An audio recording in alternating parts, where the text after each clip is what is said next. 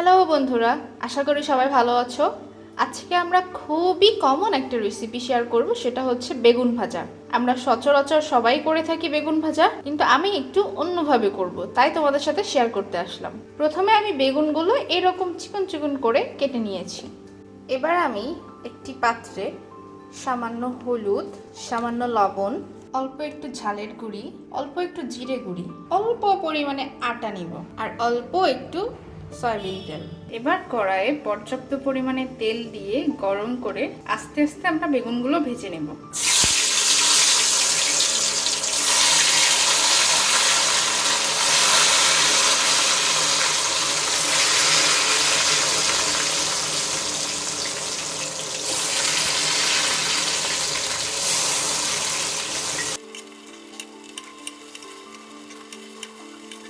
প্রায় ভাজা ভাজা হয়ে গেছে, আমরা আর 1-2 মিনিট রেখে বেগুনগুলো নামিয়ে নেব।